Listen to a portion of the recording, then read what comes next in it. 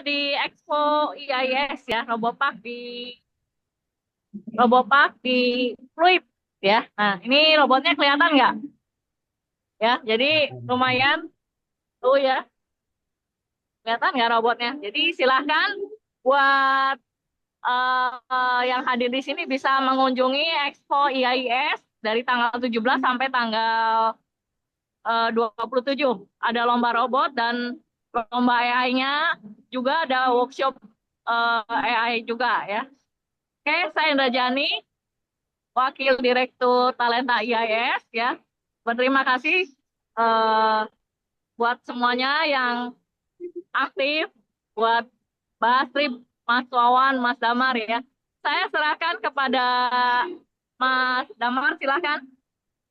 Terima kasih Bu Indrayani yang sedang ada event IIS. Selamat malam para Silahkan peserta. Mas Wawan, Mas Damar, silahkan. Nah Ya, ini tadi bisa presentasi, sekarang nggak bisa ya? Ini masih kelihatan kok Pak screen-nya Pak? Aman. Tapi nggak bisa full screen. Tadi bisa ya? Saya di sini. Kok nggak mau?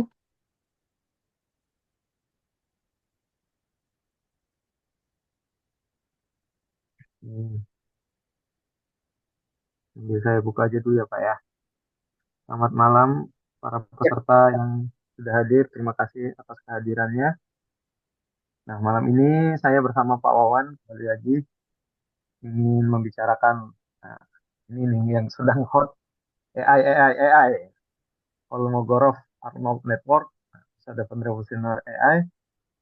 Dia merupakan algoritma dari AI ini yang ditemukan oleh Kolmogorov. Nah, sepertinya ini saat ini canggih juga ya Pak ya ini perkembangannya. Memang sudah ditemukan dari tahun 90-an kalau nggak salah tadi saya baca. Nah, tapi semakin ke sini tuh semakin sempurna, mendekati kesempurnaan kalau tidak bisa bilang sempurna. Nah, nanti seperti apa kita akan membahasnya sama Pak Wawan tentang algoritma ini. Ya, kalau teman-teman mulai nanti langsung ada pertanyaan, silahkan aja di kolom chat. Nanti akan saya bacakan, dimulai dari yang atas. Oke, terima kasih Mas Damar, Mbak Indrajani, dan seluruh tim IIS dan para peserta webinar. Kita akan mencoba membahas masalah perkembangan AI, yaitu fast evolve, kecepatan perkembangannya luar biasa cepat. Tapi biasanya kan perkembangan itu kulit-kulit, misalnya update feature baru, misalnya OpenAI agent. Tapi ini ada satu perkembangan yang sifatnya groundbreaking atau fundamental, yaitu penggunaan teorema Kolmogorov-Arnold network ya, atau KAN ya. Oke, pada dasarnya teori ini adalah memprediksi satu sistem atau pola deterministik dalam suatu sistem yang non linear atau apa namanya chaos atau stokastik. Dan ternyata fisika kuantum itu seperti ini. Ternyata kalau menurut filosofi fisika kuantum, alam semesta itu ternyata bersifat uncertainty, chaos, non-linear, dan stokastik. Makanya ini sebenarnya nanti bisa menjadi filosofi juga ini. Seperti itu ya. Nah, sebenarnya fungsi kan ini banyak sekali, tidak hanya masalah untuk ke apa namanya AI atau memprediksi fisika, sistem dinamis, dan engineering ya. Bahkan saya ingin membawakan ini ke cyber security karena cyber security itu apa namanya perkembangannya tempat antara membuat defense dan attack itu makanya mungkin ini nanti teori ini juga bisa untuk mempredik attack dari cyber security ya. Ini fisika kuantum tadi udah ya. Nah, kan ini kan dari matematikawan Uni Soviet, Kolmogorov dan Arnold ya.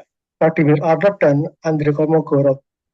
Teorema ini sebenarnya semua teorema matematika dan sains itu selalu open untuk diimprove. Jadi ini adalah Kolmogorov-Arnold ini predik deterministik dari sistem Charles stokastik, tapi itu semakin datanya itu fluktuatif atau chaos, maka pola prediksinya itu hanya dekat, seperti ramalan cuaca. Ramalan cuaca itu satu hari ya, satu hari sampai 3 hari ya, seperti itu ya. Tapi kalau ditemukan satu teorema yang baru untuk improve teorema Kolmogorov-Arnold atau sistem dinamik ini, nanti kita bisa memprediksi dalam suatu sistem chaos, prediksinya akan lebih lama. Jadi misalnya ramalan cuaca itu katakanlah 1 minggu, nanti bisa diprediksi lebih panjang, 2 minggu atau 3 minggu ya. Jadi sains dan matematika selalu open untuk diimprove. Jadi jangan anggap kalau sudah buat teorema atau sains itu kita adopsi, itu tidak. Itu justru kalau ada teorema atau sains itu tugas kita untuk develop atau mengimprove ya, atau menginovasi ya, seperti itu ya. Nah ini teorema ini menemukan keteraturan tersembunyi dalam satu sistem kompleks. Tadi sudah saya jelaskan ya. Nah, kita kan bisa membuat prediksi yang lebih baik lah. Nah, ini implikasi untuk AI ya. Jadi karena kan ini perbedaan paling mendasar dengan ANN yang lama. ANN yang lama itu kan ada root dan ada weight atau sinap atau weight atau sinap ya. Itu kan ANN lama itu kan weightnya kan di set fix setting ya. Misalnya 5 itu untuk moderate rate learning.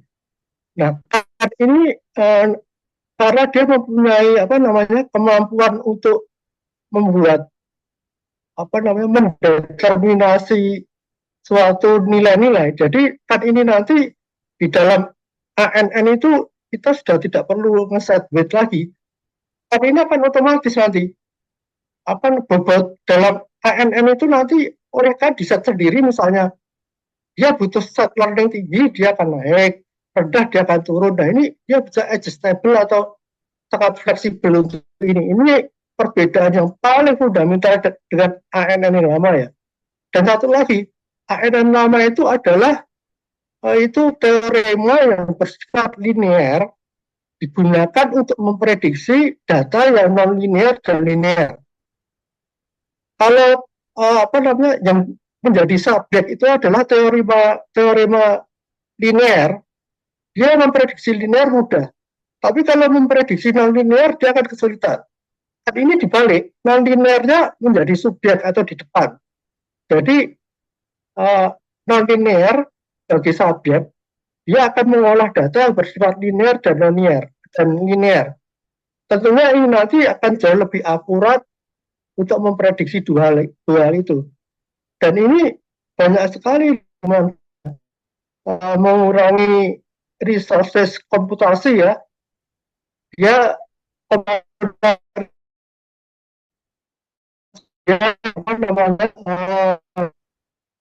parameter lebih sedikit, dan data trainingnya juga bisa lebih efisien ini nanti. Nah ini arsitekturnya ini memungkinkan untuk beradaptasi dengan sistem dinamis ini ya. Data yang sangat fluktuatif kan lebih pintar untuk membaca hal itu. Ini tadi sudah saya jelaskan, terbuka peluang penggunaan sistem IL Birobos. Nah ini ya desain inovatif yang akurasi. Nah ini mungkin sudah jelas ya dari ini ya, tag ini ya. Karena ini ada 33 halaman, jadi agak saya percepat ya. Seperti ini, nah ini. Seperti ini saya next ya. Nah, kan ini memiliki potensi untuk diterapkan di berbagai bidang, terutama sekarang ini yang sedang berkembang itu adalah IA berbasis visual 3D, spatial 3D yang dikembangkan oleh Pei Fei itu ya, itu luar biasa tuh impact itu. Itu IA dengan kecerdasan spasial ya. Kalau IA yang lama ini kita itu LLM atau language ya, bahasa. Tapi kalau yang di impact yang dikembangkan Pei Fei itu image 3D itu, kecerdasan spesial 3D. Ini nanti kan akan mempunyai potensi yang sangat besar untuk lebih akurat dan mengurangi computational resource untuk sistem AI yang bersifat image spasial image 3D ya. Nah, ini ya, efisiensi ya, seperti ini ya. Ini mungkin bisa dibaca aja. Kita sebutkan ini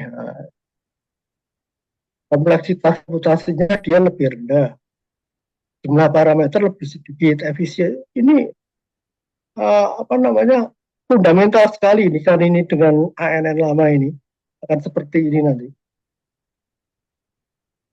Nah, ini seperti ini. Nah, kita coba bahas masa depan revolusi AI. Jadi memang sekarang ini menjurus ke AI, spasial 3D, PV ini cukup gila ini. Saya nggak nyangka kalau dia mengembangkan AI spesial apa spasial 3D itu ternyata dia memahami bahwa mata manusia itu mengalami banyak keterbatasan, misalnya bias. Nah, kita cahaya itu mata manusia secara natural melihat cahaya sering bias, melihat jarak sering bias. Nanti kalau computer vision atau apa namanya AI yang bisa apa namanya mempunyai indera mata, dia memahami objek 3D ini luar biasa. Dia akan mempunyai pendekatan saintifik yang akan lebih detail dan lebih realistis. Selama ini problematika fisika kuantum itu problematika filsafat antara apakah realita itu adalah tergantung indera manusia atau sejauh mana Allah memberikan realita kepada manusia. Nah ini nanti kalau apa namanya pengamatan empiris dari saintifik itu dilakukan oleh AI spasial itu nanti akan bisa lebih mendekati realitas itu. Ini ya, oke. Nah ini ya kecerdasan buatan tidak akan itu hanya memperkuat kemampuan manusia. Memang harus seperti ini.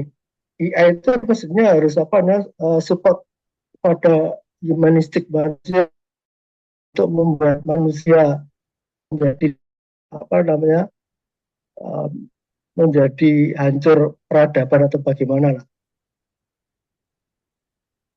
Aplikasikan dalam berbagai bidang. Oke, ini data seperti ini. Yang menarik itu kemarin Nobel Prize Fisika dan Kimia itu dinobatkan oleh seorang ahli komputasional AI ya. Siapa namanya? John Weaver ya? Geoffrey apa namanya? Sama David Baker ya.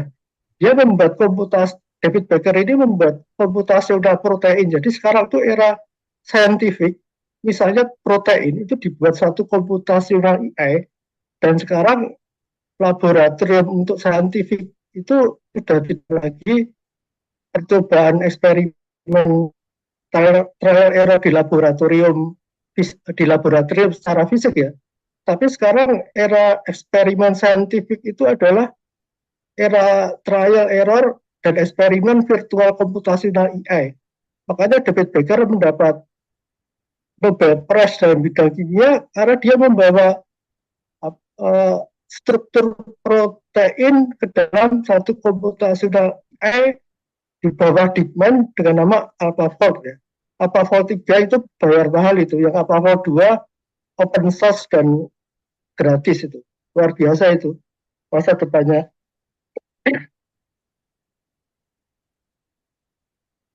Nah ini seperti ini. Ini salah satu kelebihannya ya.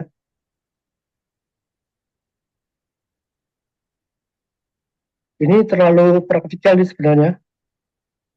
Ini validasi, ini optimasi.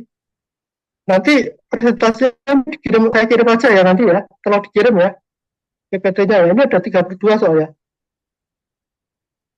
Ini studi kasus ini ya terlalu technical detail ini. Seperti ini ya.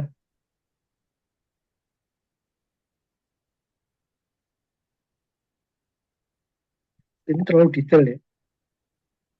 ini apa namanya, ini data power itu sebenarnya tidak hanya memprediksi aktivitas kedokteran saja ini, tapi ini kan ini karena dia adalah sistem ANN dengan algoritma baru, otomatis aplikasi dan implementasinya akan sangat luas dan banyak di berbagai bidang ya.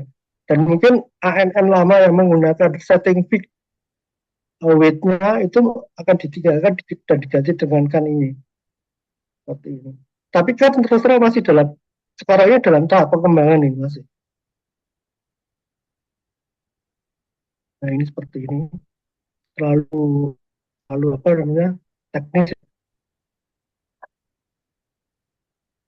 ya. Dan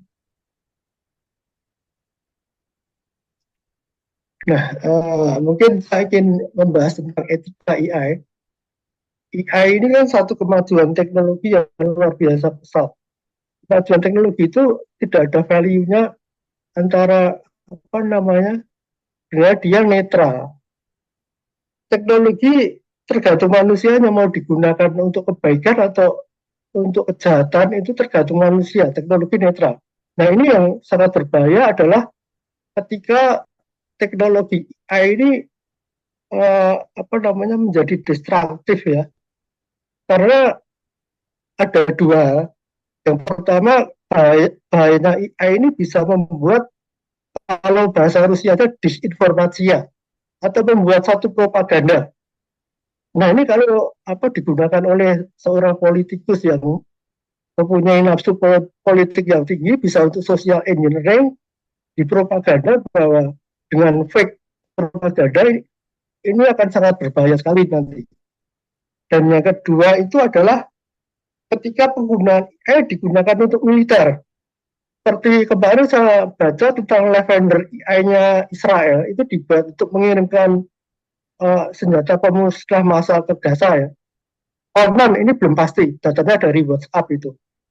Nah, ketika senjata otonom mempunyai kemampuan AI, ini saya kira sudah mulai melenceng dari uh, humanity atau kemanusiaan ya, karena cenderung destruktif ini. Makanya saya terus terang bukan orang yang setuju pengembangan AI untuk politisi dan untuk militer ya.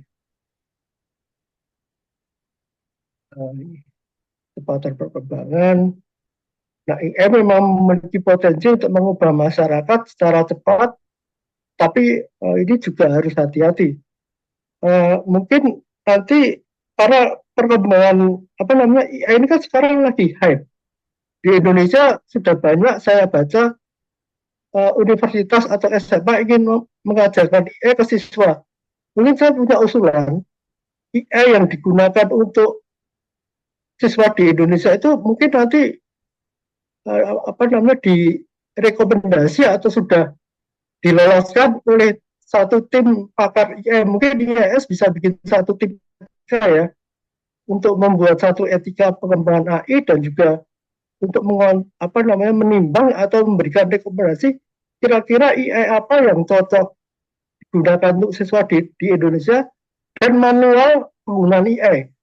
AI ini saya lihat kalau untuk masalah sosial, sejarah, banyak biasa, tapi kalau untuk scientific field, AI luar biasa, logis, di bidang logis, scientific, itu AI baru mantap itu. Tapi kalau untuk sejarah atau ilmu sosial, saya lihat terlalu banyak bias, dan ini mungkin perlu dicermati oleh satu tim komisi etika untuk mengawasi perkembangan AI ya, agar tidak merusak peradaban di Indonesia lah. Maksud saya seperti itu.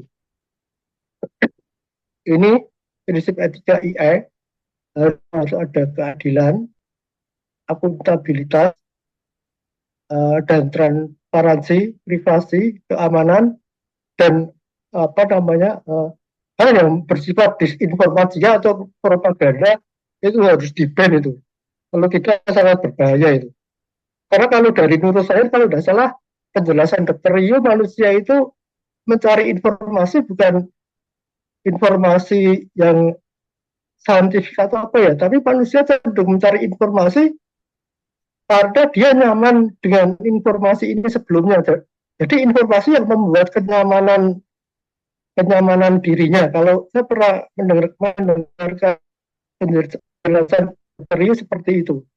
Jadi memang subjektif. Kalau misalnya saya senang sains, saya akan mencari informasi tentang sains di internet atau di AI terus menerus. Jadi mencari informasi seperti yang diinginkan. Nah, ini langkah-langkah untuk mengatasi masalah etika AI. Ini algoritmanya harus transparan. Jadi kita tahu ini algoritma ini menyetir kita atau tidak, dan bagaimana bahayanya suatu algoritma bagi membuat satu sistem disinformasi atau propaganda ya. Yang kedua ini menetapkan akuntabilitas, mengembangkan kerangka regulasi yang berkoordinasi. Saya kemarin itu berpikir, ini satu teknologi, ini a soft weapon of mass distraction ya. Kalau nuklir itu jelas mass distraction yang jelas, kelihatan fisiknya hancur. Tapi kalau AI ini bisa menghancurkan peradaban, baik digunakan untuk senjata pemusnah massal atau membuat propaganda yang bersifat disinformasi ya. Makanya uh, mungkin United Nations itu perlu buat proliferasi AI itu seperti nuklir ya. Jadi setiap pengembang AI harus transparan, selalu melaporkan ke PBB pengembangannya sampai di mana, akuntabilitasnya sampai di mana, dan kerangka-kerangka perjanjian saya tidak boleh menggunakan untuk militer seperti itu ya. Ini ya. Nah ini kasus-kasus etika yang sering muncul. Sekarang ini banyak sekali deepfake atau fake video, fake macam-macam lah. Sekarang konon ada banyak orang yang diperas uang karena dibuat fake pornografi ya. Saya dengar-dengar seperti itu karena saya juga tidak terlalu mengikuti sosial media sih, cuma dari sosial media katanya seperti itu. Ini pelanggaran data. Ini masalah lavender AI tadi yang saya bahas itu baru dugaan ya, karena Meta Facebook juga tidak menjawab apakah benar data WhatsApp dipakai untuk lavender. Jadi itu saya lihat masih abu-abu. Tapi saya juga heran, di Gaza itu kan tertutup. Mestinya data-datanya Israel tidak punya, tapi mengapa Israel jadi mempunyai data lokasi di Gaza atau terowongannya itu misteri itu.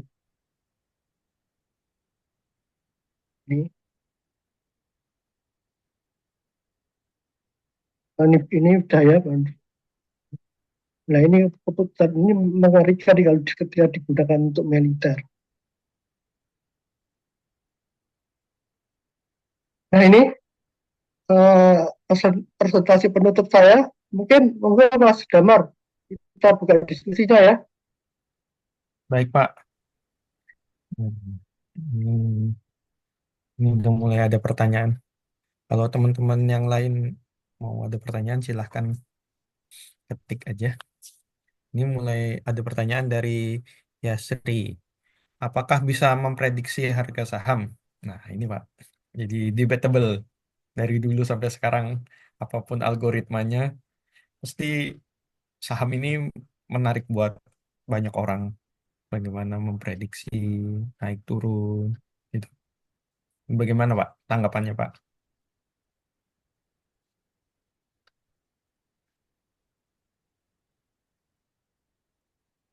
Halo Pak,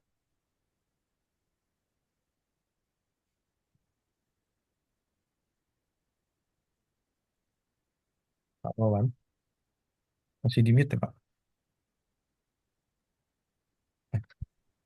Eh, Dan ini memang sangat tepat untuk memprediksi fluktuatif data.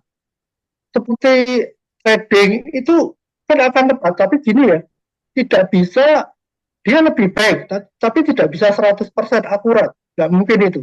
Karena sistem fluktuatif data atau stokastik itu benar-benar datanya sangat dicari pola deterministiknya ya. Tapi dia lebih baik aja, akan memberikan prediksi yang lebih baik. Tapi kalau 100% akurat itu tidak mungkin. Hanya lebih baik, itu aja. menarik, menarik. Memang iya sih kalau ngomongin tentang saham itu hmm, sepertinya sejak dari dulu mulai ada machine learning, AI, gitu-gitu selalu jadi pertanyaan bagaimana untuk memprediksi harga saham.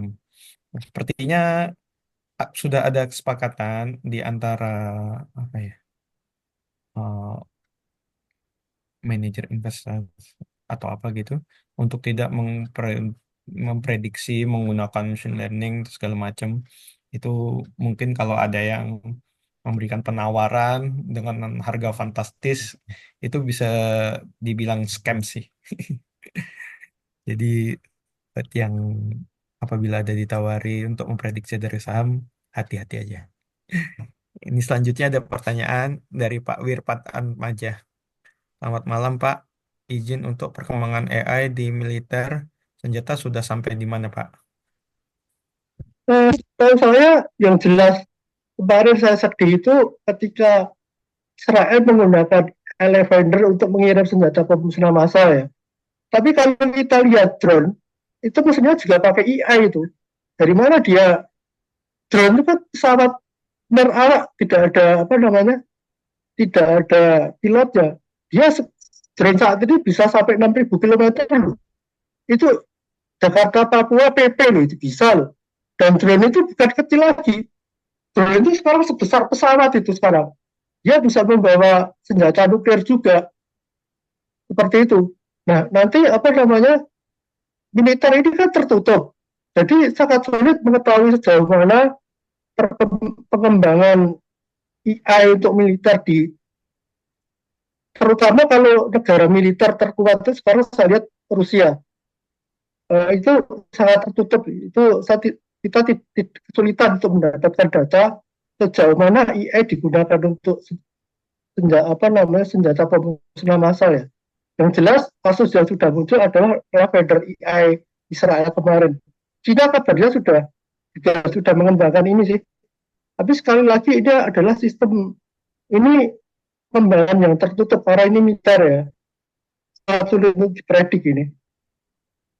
Hmm. Di mana-mana sepertinya kalau militer tuh sifatnya confidential gitu ya Pak ya. Jadi Eh, memang ya Pak, silakan. eh, Militer itu kan apa namanya, sifatnya yang pertama itu bisnis yang besar sebenarnya militer itu. Jadi perang Rusia Ukraina itu kayak perang dipelihara itu. Sebenarnya kalau Rusia mau menang bisa cepat sekali, kirim nuklir pasti habis atau langsung serang ke Kiev ibu kotanya. Ini perang yang apa namanya masih mentaati hukum militer. Jadi yang diserang Rusia itu Ah, biasanya bukan Kiev ibu kota, tapi wilayah Ukraina Timur.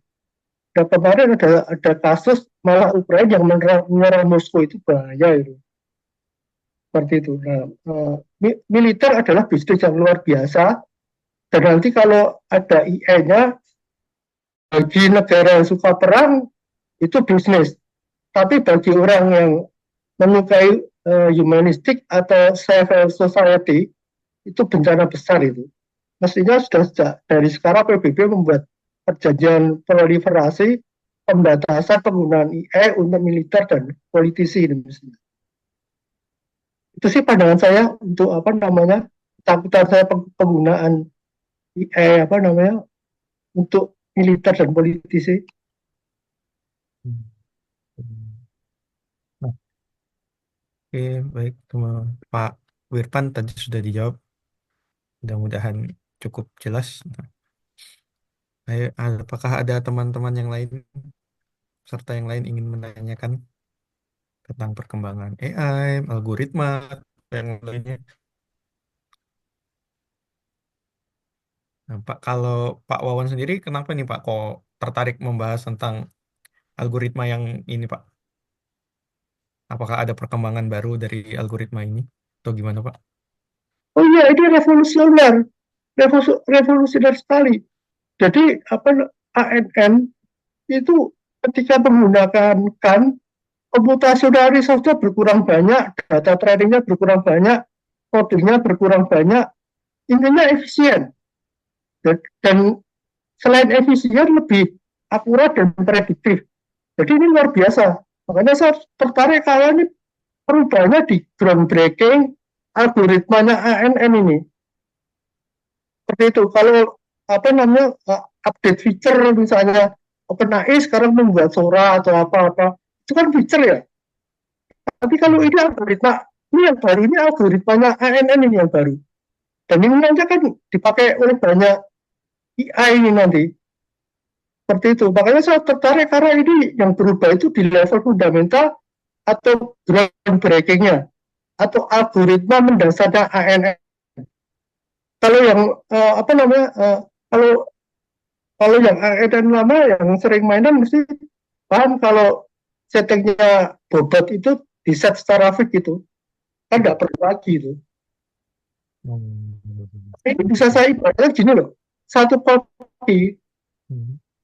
ya karena dia sudah terbiasa dan intuitif memasak, dia kasih merica, garam, dan apa resep-resep makanan itu sudah tidak melihat resep gulanya 1 gram, garamnya berapa gram, kayak intuitif gitu loh. Dan itu masalahnya enak. Dan selama ini orang masak kan ya resep gulanya seberapa banyak. Ada data kualitatif dan kuantitatif. Gula kuantitatifnya berapa. Nah kalau kan ini hanya kualitatif aja, hanya apa namanya node atau neuron, weightnya udah otomatis. Jadi AI-nya udah bukan AI untuk memprediksi data, tapi AI sudah di level setting bobot neuronnya itu sudah AI-nya sudah bisa determinasi sendiri. Jadi misalnya sekarang ada pertanyaan tentang fisika, tentang mana-mana apa namanya, kita lagi diskusi dengan AI tentang fisika gitu ya. Nah, kalau setting learning-nya itu dibuat moderate atau 5, itu dia akan mempelajarinya secara moderate juga. Ketika nanti ada bahasan ekonomi, dia bisa membagi apa namanya secara imbang fokus ke fisika dan ekonomi. Nah, kalau dengan kan ini nanti kannya AI-nya bisa paham mana yang perlu di dalam seperti itu. Nah, prioritas-prioritas ini kan bisa membuat secara otomatis Hmm. itu. Dan ini nanti kemarin kan kita bahas tentang catastrophic forgetting ya. Iya, Kata, yang lalu. catastrophic forgetting itu bisa dibuat agak tidak terlalu cepat terjadi. Itu ketika weight-nya atau bobotnya di set moderate.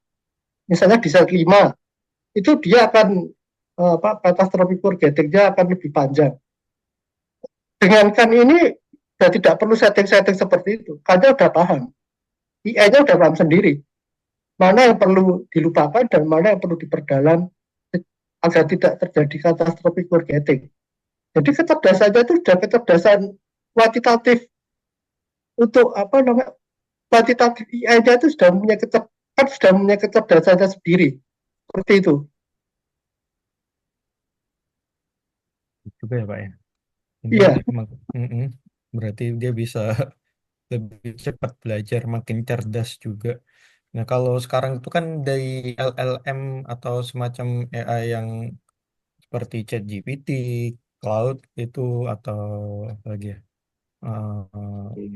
Gemini. Nah, itu kan eh, sudah ada ini ya Pak, apa? Sudah disebandingkan dengan IQ.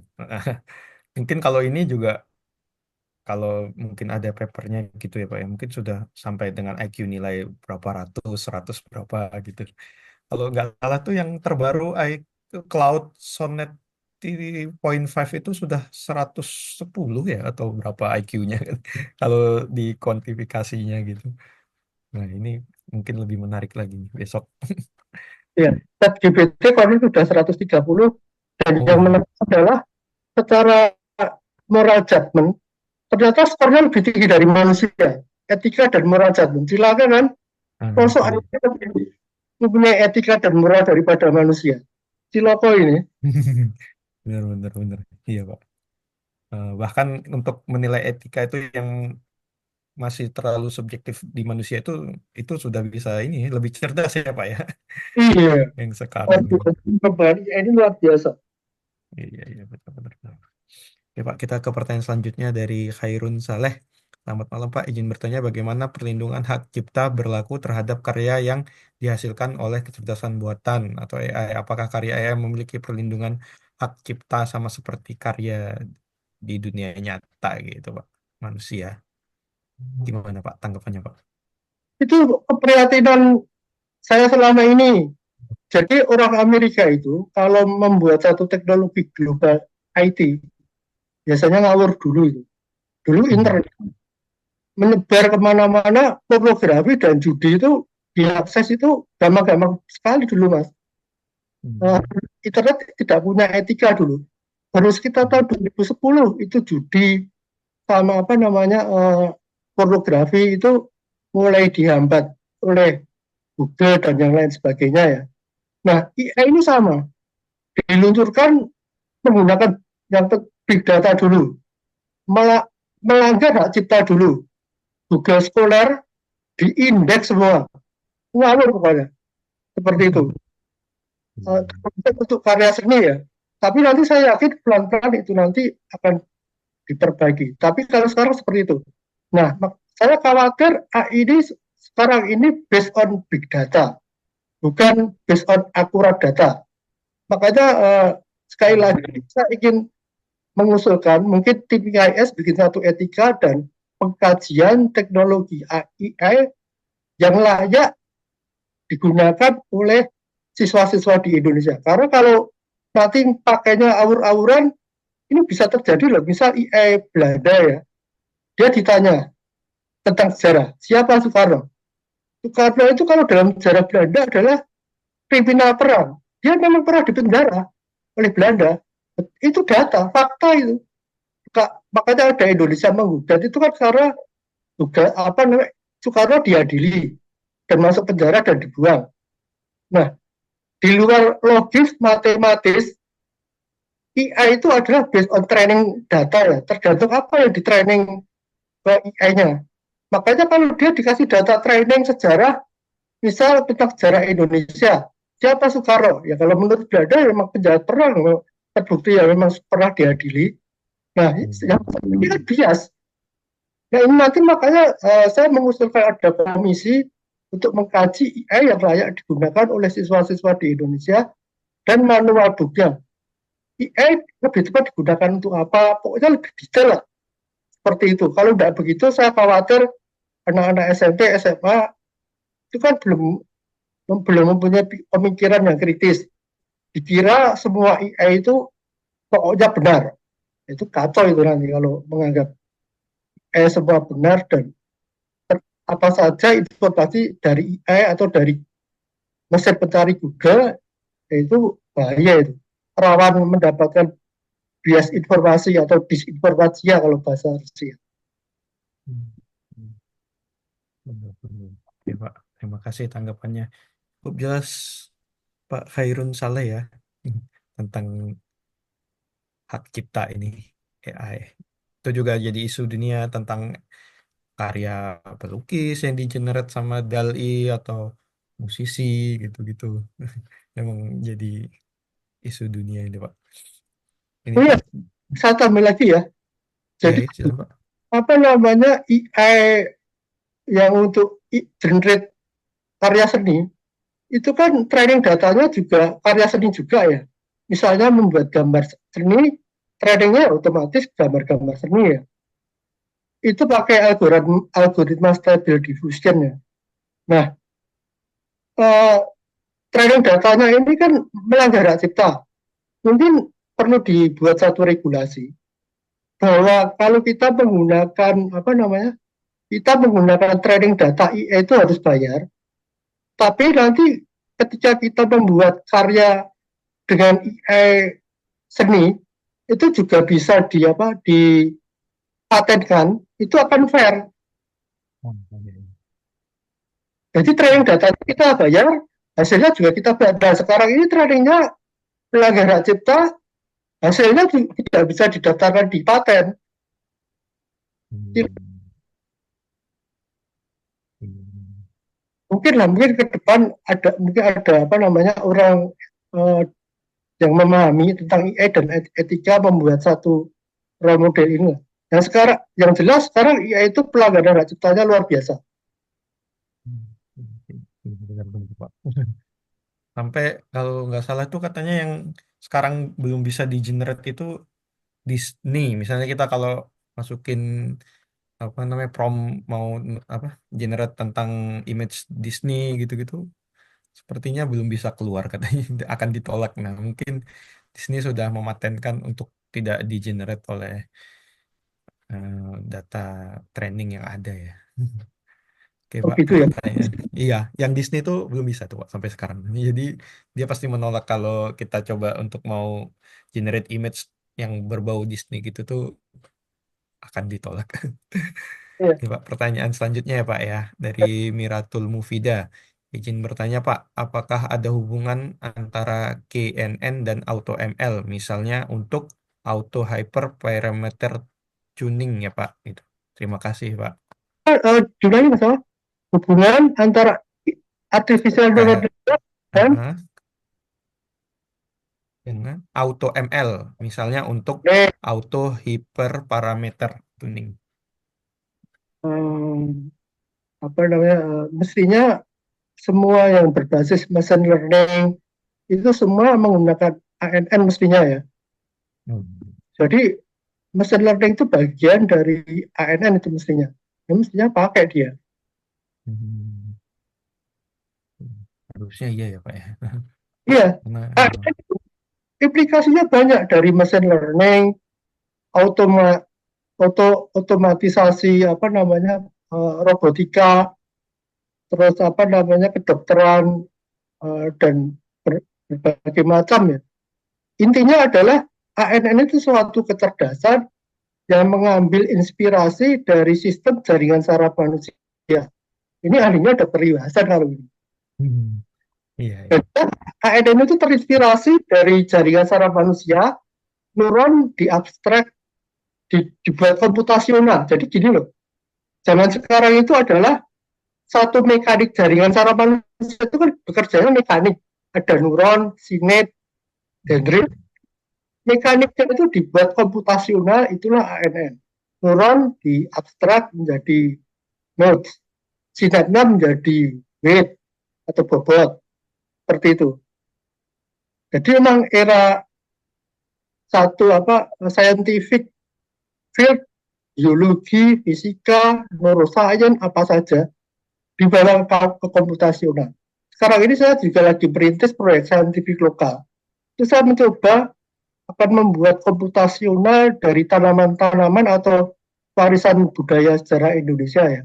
Itu, saya ingin buat komputasional dulu, dan yang paling sulit ya memang komputasional. Tapi kalau sudah jadi komputasional AI, nanti engineering-nya tinggal memasukkan data aja, seperti itu.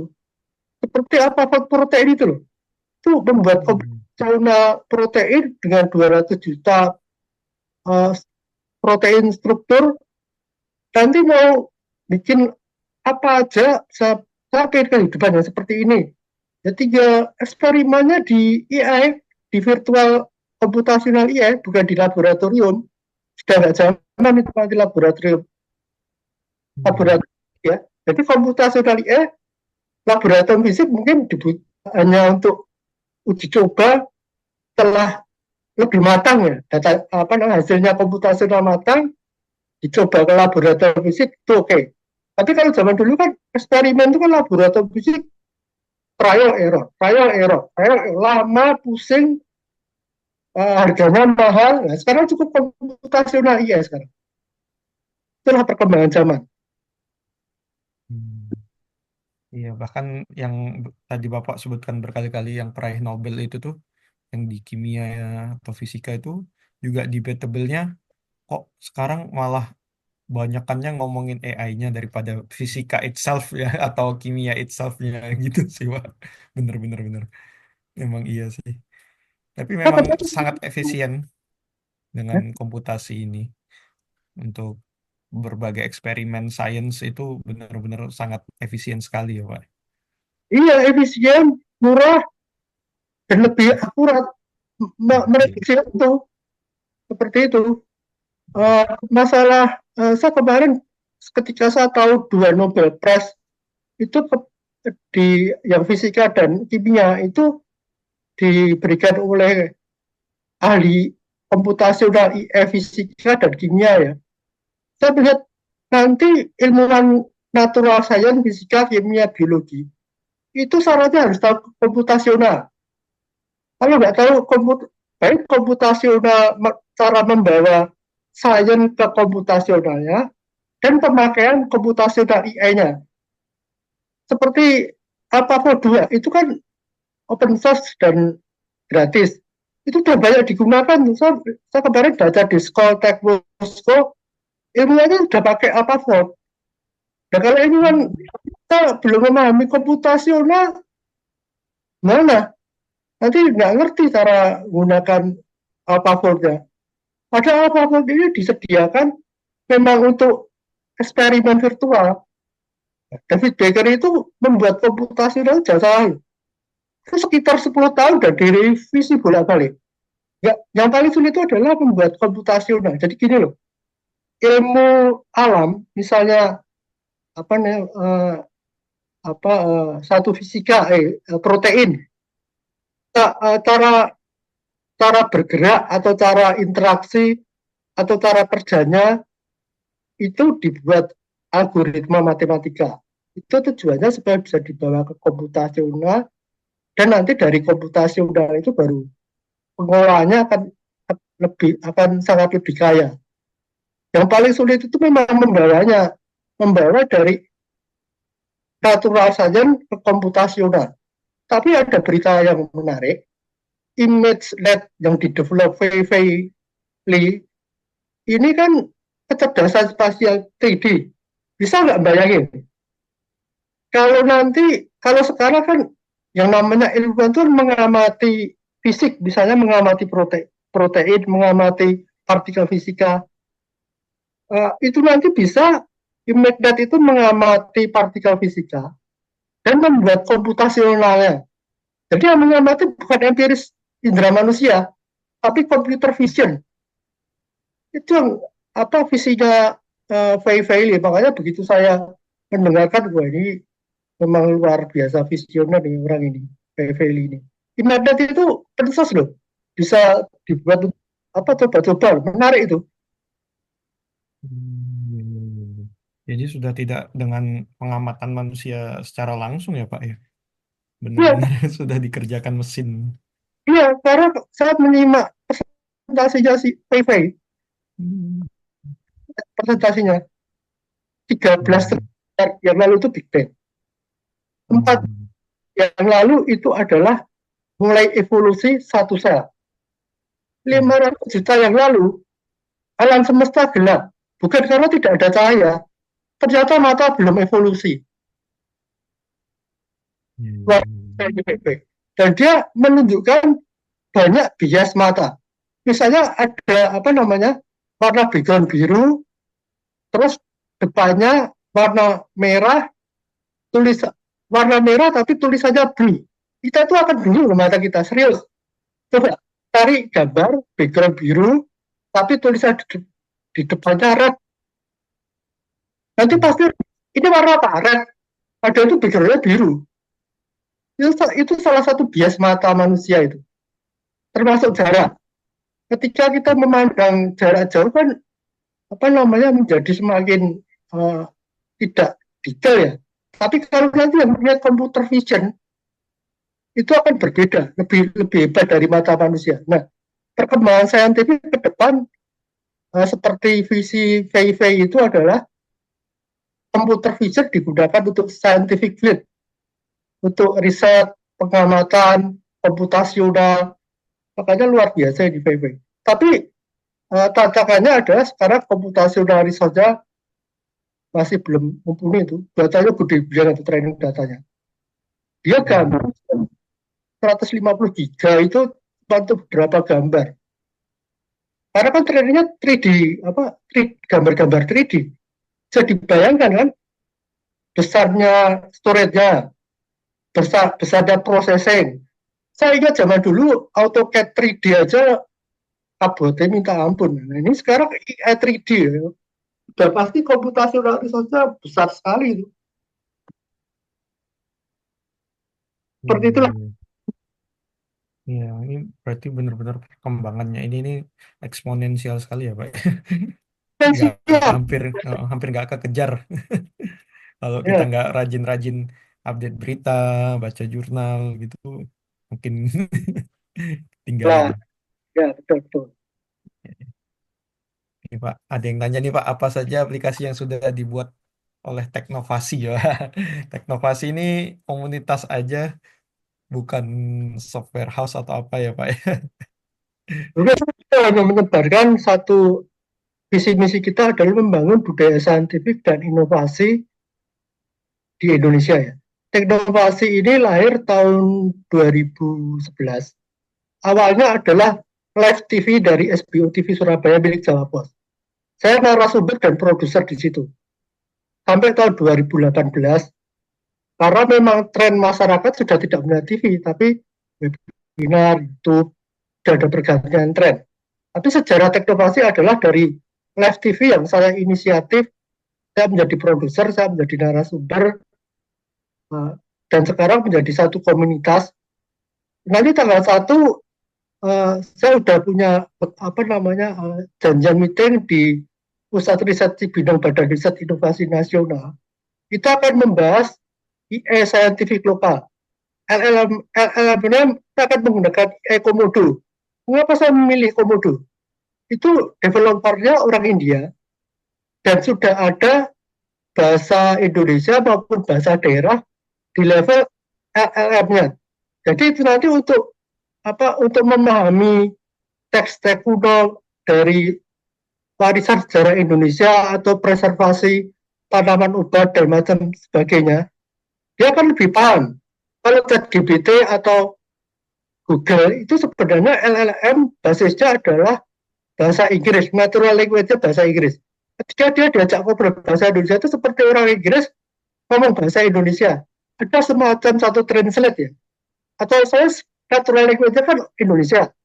Kalau saya berbahasa Inggris itu cenderung bahasa Inggris yang diterjemahkan dulu ke bahasa Indonesia. Makanya ada satu kursus yang namanya kursus bahasa asing secara natural language. Seperti itu. Nah, Komodo AI ini natural language-nya bahasa Indonesia dan Jawa, Sunda. Makanya nanti ini kita ke depan, tanggal 1 nanti kita akan bahas di Cibinong ya, di Badan Riset Inovasi Nasional. Itu di Pusat Riset Etnobiologi dan etnobiologi ya. Pusat risetnya itu. Nanti kita akan bahas tentang itulah. Ini akan kerja dalam waktu yang jangka panjang. Komputasional protein aja 10 tahun, apalagi kita orang Indonesia mau bikin komputasional saintifik lokal. Tapi kalau tidak dimulai ya kapan? Kita tidak akan pernah memulai. Sebenarnya harus dimulai dulu lah. Kerja yang maraton panjang lah. Seperti itulah. Iya sih, kalau tentang bahasa-bahasa ini memang sedikit agak tricky karena banyak bahasa-bahasa daerah, bahasa slang yang digunakan sehari-hari. Jadi tidak hanya bahasa baku yang seperti kalau kita ngobrol sama robot ya Pak nantinya. Iya, iya, iya. Nah, kalau pengen tahu, kalau mau membuat AI itu hati-hati loh ya. Kalau misalnya AI bahasa natural language bahasa Indonesia, kita kan butuh korpus. Korpus itu kan database kata ya, struktur kata. Itu kalau korpusnya ngawur, itu bahaya loh. Korpus itu biasanya harus diverifikasi oleh ahli linguistik. Misalnya korpus bahasa Jawa, itu harus melibatkan ahli linguistik bahasa Jawa itu. Kalau tidak gitu nanti interpret naskah Jawa kuno kan akurasinya berkurang atau biasanya akan lebih tinggi. Tapi kalau korpusnya itu benar-benar sudah diverifikasi oleh ahli linguistik bahasa Jawa, dia menginterpret naskah-naskah Jawa itu nanti akan lebih akurat, dia akan lebih paham AI-nya. Jadi nggak sembarangan sebenarnya bikin AI itu. Hmm, juga sudah mulai ketat. Ada etika-etika juga yang harus dipatuhi ya Pak ya berarti. Benar-benar benar. Privasi, etika, kompleks lah. Tidak semudah yang kita bayangkan untuk membuat satu AI ya. Eh, apa kompleks kalau saya lihat. Mungkin ada yang tahu ada satu engine AI selain Google, ChatGPT yang mantap apa ya? Atau apa Anthropic ya? Tropik itu juga ya. Aku juga itu Pak. Oh. Tapi engine-nya bisa dipakai itu ya? Sepertinya bisa kok Pak. Kalau saya dengar-dengar itu bisa engine-nya, Ya, modelnya itu. Oh iya. ya. Oke, kira-kira dari peserta lain apakah ada yang ingin ditanyakan?